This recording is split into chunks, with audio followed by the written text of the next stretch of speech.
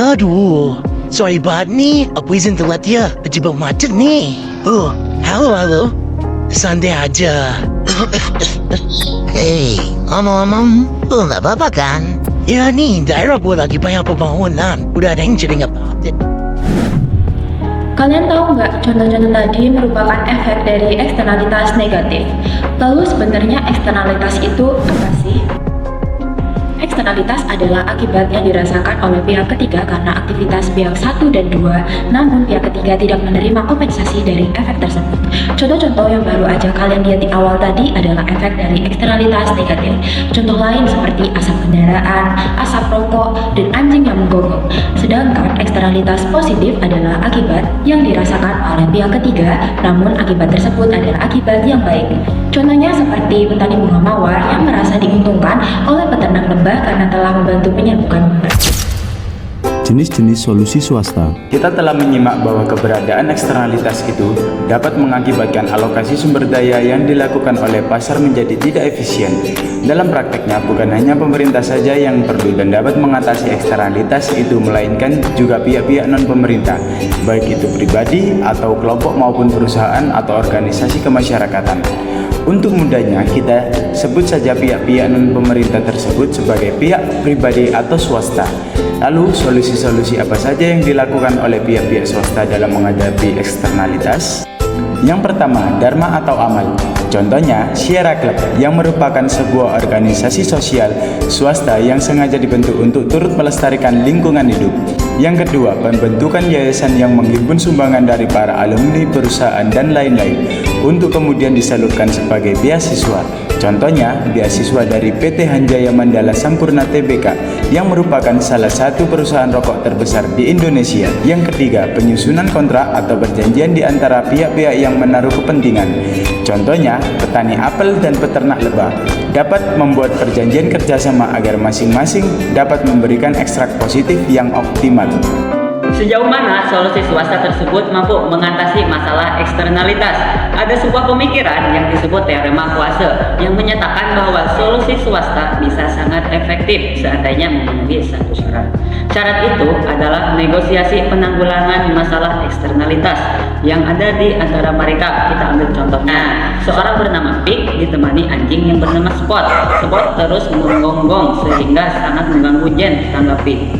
Pig memetik manfaat dengan memelihara Spot berupa rasa aman dan nyaman.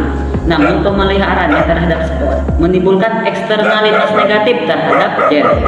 Haruskah Pig dipaksa mengirim anjing ke lokasi khusus penitipan hewan, ataukah Jen yang rela dipaksa begadang sepanjang malam karena tidak bisa tidur akibat gonggongan? Pertama-tama, kita perkirakan dahulu seperti apa pemecahan yang dalam secara sosial untuk semua pihak. Ada dua alternatif yang perlu dipertimbangkan, dan untuk itu diperlukan perhitungan atas seberapa banyak nilai keuntungan bagi Pig dengan memelihara Spot dan berapa kerugian yang harus ditanggung Jen. Jika keuntungannya melebihi kerugiannya, maka pemecahan yang efisien secara sosial adalah Pig dibiarkan terus memelihara anjingnya, sedangkan Jen harus rela tidur diiringi gonggongan. Sebaliknya, jika nilai kerugian yang melampaui nilai keuntungannya, maka Pig harus menyingkirkan anjingnya. Mengapa teori swasta tidak selalu berhasil? Logika teorema Kuase memang meyakinkan, namun tidak selamanya sesuai dengan kenyataan yang ada. Dalam prakteknya, kita tahu bahwa pelaku-pelaku ekonomi swasta atau pribadi seringkali gagal memperoleh pemecahannya efisien atas suatu masalah yang bersumber dari eksternalitas. Teorema Kuase ternyata hanya berlaku jika pihak-pihak yang berkepentingan tidak dihadapkan pada kendala untuk mencapai dan melaksanakan kesepakatan. Itu berarti peluang kesepakatan memang selalu terbuka, namun hal itu tidak selalu bisa diwujudkan. Setiap kali eksternalitas muncul, sehingga mengakibatkan alokasi sumber daya yang tidak efisien, maka perlu adanya kebijakan publik untuk mengatur eksternalitas. Pertama, regulasi. Pemerintah dapat mengatasi suatu eksternalitas dengan melarang atau mewajibkan perilaku tertentu dari pihak-pihak tertentu. Kedua, pajak Pikovian dan subsidi. Kenapa pajak bensin tinggi di banyak negara termasuk Amerika Serikat dan Eropa?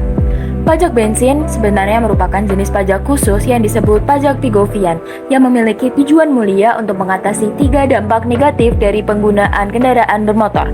Pertama-tama kita bicara tentang kemacetan. Pajak bensin tinggi didesain untuk merangsang penggunaan transportasi umum dan memilih untuk tinggal lebih dekat dengan tempat kerja. Tujuannya jelas, mengurangi kemacetan di jalan raya dan membuat perjalanan kita lebih lancar. Yang kedua, kecelakaan. Pajak bensin juga berfungsi sebagai insentif tidak langsung untuk memilih kendaraan yang lebih aman. Statistik menunjukkan bahwa pengemudi mobil biasa memiliki resiko kematian yang lebih rendah dibandingkan dengan pengemudi SUV. Dengan membayar pajak bensin yang lebih tinggi, kita seakan membayar resiko yang mungkin ditimbulkan oleh kendaraan besar dan boros bensin. Terakhir, polusi. Pembakaran bahan bakar fosil seperti bensin dianggap sebagai penyebab utama pemanasan global. Dengan menaikkan pajak bensin, pemerintah berharap dapat mengurangi penggunaan bensin dan pada gilirannya mengurangi emisi polusi. Jadi, pajak bensin tidak hanya mengurangi resiko dan dampak negatif, tetapi juga memberikan kontribusi positif pada perekonomian dengan pengurangan kemacetan, peningkatan keamanan, dan lingkungan yang lebih bersih. Pajak bensin memberikan dampak positif yang luar biasa.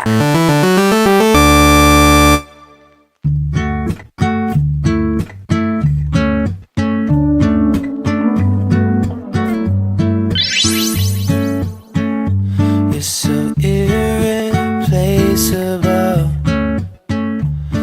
and everybody knows.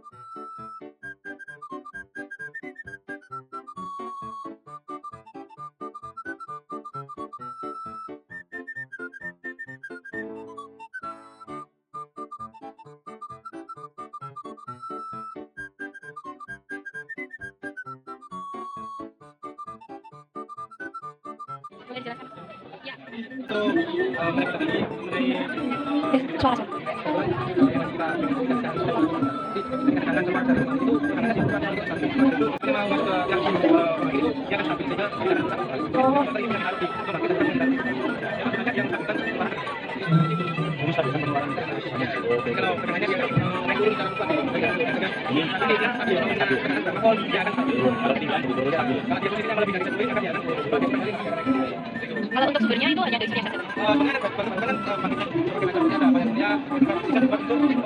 satu.